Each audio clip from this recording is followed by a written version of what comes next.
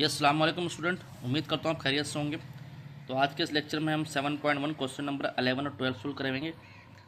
तो 11 में आपसे कह रहा है कि एक ए है एक बी है, दो पॉइंट्स हैं, इनके कोऑर्डिनेट हैं 2,7 -4,8। ठीक है। तो ये कह रहा है कि स्ट्रेट लाइन पे हैं, ये लाइन सेगमेंट पे A B. There are two points that intersect the segment A B. और उस लाइन पे दो पॉइंट ऐसे हैं जो कि लाइन को तीन हिस्सों में डिवाइड कर रहे हैं, क्योंकि यहाँ पर ट्राई का what you trisect the segment A B. कह रहा है आप ये बताओ find the point of intersection, आप find the point of transection मालूम करो। तो इसको हम देख लेते हैं 11 को, तो उसके बाद हम 12 सॉल्व करेंगे। तो स्टूडेंट ये हमारे पास क्वेश्चन दिया हुआ है, ये ए कोऑर्डिनेट इसका हमने ले लिया 2,7 और ये बी है इसका हमने ले लिया -4 -8।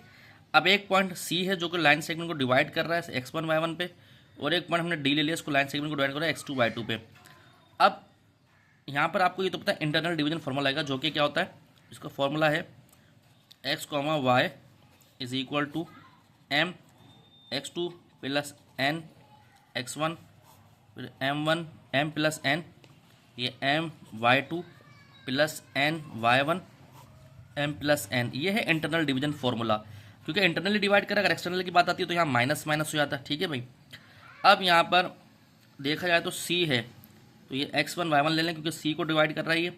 और यहाँ पर अब रेशो की बात आए तो रेशो आपको पता है, जब भी हमें पॉइंट दिए हुए होंगे और रेशो ना दिए होंगे तो उसका रेशो फिक्स होगा। सपोज करें मैं ये छुपाता हूँ, डी को मैं हाइड कर देता हूँ, तो ये सी है, तो इसका रेशो आएगा 1 और इसका रेशो आएगा सी टू बी तक का 2। ठीक है। और अगर सी को हाइड करता हूँ, ए टू डी का रेशो आएगा 2 और फिर डी टू बी का रेशो आएगा 1। ठीक है, ये होता है इसमें। ठीक है भाई। अब आपको पता है x1 y1 ये रहा, x2 y2 ये रहा, रेशो दिए हुए निकाल लें। तो सी के, तो सी x1 y1 जो हमारे पास आया, क्या आया भाई, वो हमारे पास आ रहा है m1 है मल्टीप्लाई, क्योंकि सी की बात किया तो m1 है। x2 जो है x1 y1 x2 y2 ये -4 प्लस n जो है 2 है मल्टीप्लाई x1 क्या है 2, तो ये हो गया 1 + 2। ठीक है। तो रेशो तो सेम रहेंगे, तो इधर भी प्लस कर लो 1 + 2 को। और यहाँ पर हो गया m कितना है भाई, यहाँ पर हमारे पास 1 मल्टीप्लाई y2 है -8 प्लस n कितना है 2 मल्टीप्लाई y1 है 7। तो ये हमारे पास c x1 y1 हमारे पास क्या आया, -4 + 4/3। ठीक है भाई। -8 + 14/2 3 सॉरी 14/3। तो हमारे पास यहाँ जो x1 y1 बनेगी वो x1 y1 जो आ गया वो आ गया 0/3 मतलब 0। और यहाँ से अगर आप देखा जाए -8 + 14, तो ये बचेगा हमारे पास 6/3, तो ये आएगा 2। ठीक है, 3 1 3 3 2 सा, तो हमारे पास आया 0,2। ये हमारे पास एक पॉइंट आ गया, क्योंकि पॉइंट ऑफ ट्रांसेक्शन मालूम करना था। अब अगर डी की बात की जाए तो डी किसके बराबर था, x2 y2 के। फॉर्मूला सेम रहेगा, बस रेशो चेंज हो जाएगा। तो फॉर्मूले में क्या है भाई, रेशो में 2,1 आ जाएगा। डी की बात किया था तो a टू d2 रेशो 2 हो गया, d टू b रेशो 1 हो गया, तो ये आएगा 2 मल्टीप्लाई, सही है, x1 कितना था -4 प्लस 1 मल्टीप्लाई x2 कितना था 2, और ये हमारे पास 1 + 3 2 + 1 आ गया। ठीक है, यहाँ पर 2 + 1 आ गया, तो m कितना था 2 मल्टीप्लाई y2 कितना था -8 प्लस ये था 1 मल्टीप्लाई y1 कितना था -4। ठीक है, सॉरी -7, y1 था 7। ठीक है भाई 7। ठीक है, तो ये हमारे पास आ गया d x2 y2। अगर आप देखें तो ये कितना हो गया, -8 प्लस का 2/3 माइनस का 16, ये हो गया। और यहाँ पर ये प्लस का है 7, तो हमने प्लस का लिखा है। ठीक है, /3। तो d x2 y2 हमारे पास आया -6/3, और यहाँ पर आया 9 -9/3। तो ये दोनों 3 से डिविजिबल है, तो d जो है हमारे पास x2 y2 जो आ गया हमारे पास, क्या आ गया वो -2 -3। ठीक है भाई। तो ये पॉइंट ऑफ ट्रांसेक्शन आ गए। एक पॉइंट हमारे पास 0,2 आया, एक पॉइंट हमारे पास -2 -3 आया। उसके बाद हम करते हैं क्वेश्चन नंबर 12 को। क्वेश्चन नंबर 12 भी बड़ा लॉजिकल है, इसको सुनिए गौर से। 12 में स्टूडेंट हमसे कह रहा है कि हमारे पास पॉइंट है P Q R of a triangle. एक ट्राइंगल है, उसके वर्टेक्स दिए हुए पी क्यू आर। तो ट्राइंगल के वर्टेक्स होते हैं उसके 2,1, 5,2, 3,4 रिस्पेक्टिवली।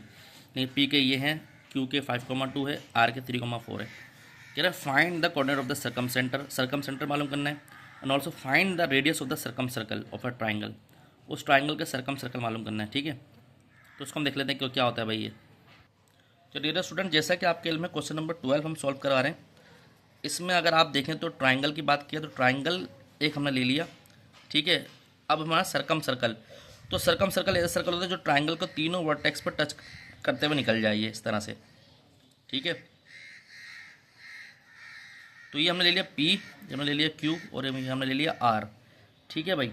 तो P के जो कोऑर्डिनेट है वो कहें 2,1, Q जो है वह है 5,2 और R जो है वह 3,4। अब ये इसका सर्कम सेंटर है जहाँ पर तीनों वर्टेक्स जो है, मतलब सेंटर टू बाउंड्री तक का डिस्टेंस जो है सर्कम रेडियस है, और ये इसका सर्कम सेंटर है। तो जाहिर सी बात है यही परपेंडिकुलर होगा, यही परपेंडिकुलर होगा, यही परपेंडिकुलर होगा, और इसको हमने लिया O, जबकि इसके हमने पॉइंट दे दिए x, y, ठीक है भाई। इसको देख लेते हैं भाई। तो ये हमने बना दिया, इसके पॉइंट है x, y। तो मतलब अगर मैं कहूँ आपसे OP का डिस्टेंस, OQ का डिस्टेंस और OR का डिस्टेंस ये हमारे पास है सर्कम रेडियस के बराबर, तो ये बुरा नहीं होगा, ठीक है। तो यही चीज़ें तो मतलब सारे सेट बराबर हैं। तो सबसे पहले मैं OQ ले लेता हूँ, यानी कि OP ले लेता हूँ और OQ ले लेता हूँ। इसको हम सॉल्व कर लेते हैं, ठीक है। तो डिस्टेंस फॉर्मूला लगेगा, आपको पता है, जब दो पॉइंट दिए होते हैं उसका डिस्टेंस निकालते हैं। तो रूट में इसको x - 2 का स्क्वायर प्लस y - 1 का स्क्वायर, ठीक है, plus is equal to OQ, x रहा, Q जो है यहाँ पर है 5, x - 5 का स्क्वायर प्लस y - 2 का स्क्वायर। तो ये हो गया भाई।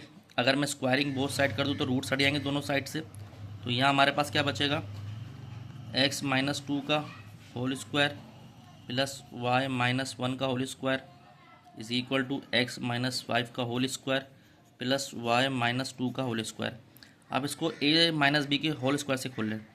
तो ये a square - 2ab plus b square plus a square - 2ab plus b is equal to x square, यानी कि a square minus 10x plus 25 प्लस वाई स्क्वायर -4y प्लस 4, ठीक है। तो ये हमने खोल लिया a - b के होल स्क्वायर से।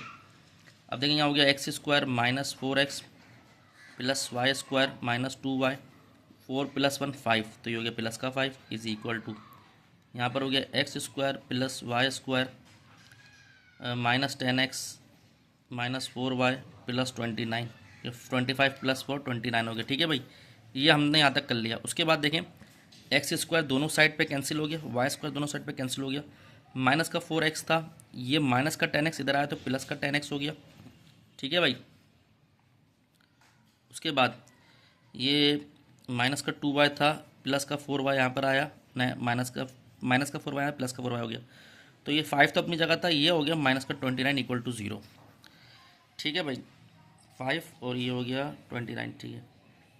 तो ये हो गया -6x, ये हो गया इन दोनों का देखें तो डिफरेंस, और यहाँ पर हो गया प्लस का 2y और ये हो गया माइनस का 24 इज इक्वल टू 0, ठीक है, ये हो गया। तो अगर मैं इसको 3 से डिवाइड करूँ तो ये आएगा डिवाइडेड बाय 3, या 3 कॉमन ले लो तो ये आएगा 3x प्लस का y, सॉरी 2 से हो रहा है, ये 2 से हो रहा है, तो ये 3x, हाँ 2 से 3x plus y -12 equal to 0। तो ये इसको मैंने कह दिया a, सही है भाई। अब इसी तरह मैं डिस्टेंस ले लेता हूँ। अभी मैंने OP लिया, मैं ले लूँगा OQ और OR का। तो इसको देख लेते हैं भाई क्या आएगा। तो एक तो क्वेश्चन हमने ये बना ली। तो स्टूडेंट OQ और OR का डिस्टेंस लेते हैं। तो भाई x और y तो O के कोऑर्डिनेट हैं, ठीक है भाई। अब OQ क्या, x - 5 का स्क्वायर प्लस y - 2 का स्क्वायर। OR की बात किया तो x - 3 का स्क्वायर प्लस y - 4 का स्क्वायर। स्क्वायरिंग बोथ साइड कर देंगे तो क्या होगा भाई, रूट हट जाएंगे, तो बचेगा x - 5 का स्क्वायर प्लस y - 2 का square is equal to x - 3 का स्क्वायर प्लस y - 4 का स्क्वायर। तो ये हो जाएगा एक्स स्क्वायर माइनस का 10x प्लस का 25 प्लस वाई स्क्वायर माइनस का 4y प्लस का 4। तो ये वही चीज़ें आ रही हैं जो ओ क्यू के पीछे आई थी, ठीक है।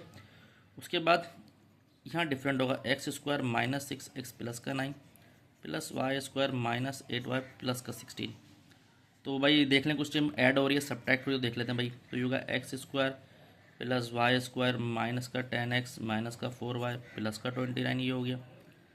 यहाँ हो गया एक्स स्क्वायर प्लस का वाई स्क्वायर माइनस का 6x माइनस का 8y प्लस का 25। X square y square cancel, equal to के बाद भी एक्स स्क्वायर वाई स्क्वायर है, ये कैंसिल हो गया। तो इसको इधर ले आए माइनस का 10x प्लस का 6x वही माइनस का 4y प्लस का 8y प्लस का 29 माइनस का 25 इक्वल टू 0। अब निकाल लें इसको, तो इनका डिफरेंस ले लें। माइनस 10 प्लस 6x होगा माइनस का 4x प्लस का, अच्छा यहाँ पर जो है माइनस का 4y प्लस का 8y तो ये प्लस का 4y, ये प्लस का 4 इक्वल टू 0। अब मैं इसको करता हूँ डिवाइडेड बाय -4 या कॉमन ले लूँ, तो ये आएगा x minus y minus 1 equal to 0, ये b बन गई। तो अब मैं क्या करता हूँ a और b को मैं ऐड कर लेता हूँ। तो a जो टर्म आई थी हमारे पास वो थी 3x प्लस वाई माइनस 12, ठीक है स्टूडेंट, ये हमारी a टर्म थी। तो ये हो गया 3x प्लस वाई माइनस 12 और ये थी x minus y minus 1 equal to 0। तो ऐड करा तो ये दोनों कैंसिल होगा, तो ये होगा 4x माइनस 13 टू 0, तो x की वैल्यू आई 13/4। अब y निकालना चाहें तो y भी निकाल लें भाई।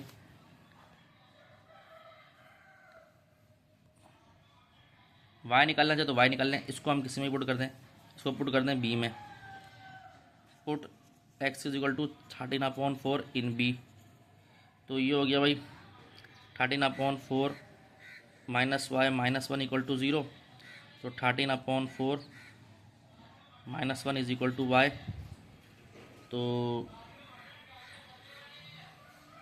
यहाँ पर आ गया भाई अपना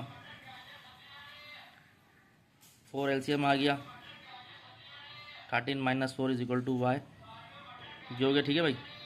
तो यहाँ से आप चाहें तो y को सब्जेक्ट बना सकते हो, y इज इक्वल टू 9/4। तो ये दो हमारे पास पॉइंट आ गए, जिसको हम लिख लेते हैं x, y is equal to 13/4 minus 9/4, ठीक है भाई। अब ये दो पॉइंट स्टूडेंट हमारे पास आ गए, जो कि 13/4 9/4 यानी कि एक्स वाई, यानी कि सेंटर के पॉइंट आ गए, ये आ गए इसके सेंटर के पॉइंट, ठीक है भाई। तो अब ये आ गए, तो इसको 2,1 लेके और इसको डिस्टेंस फॉर्मूला लगाएं तो सर्कम रेडियस आ जाएगा। तो सर्कम रेडियस के लिए आपने क्या करना है स्टूडेंट,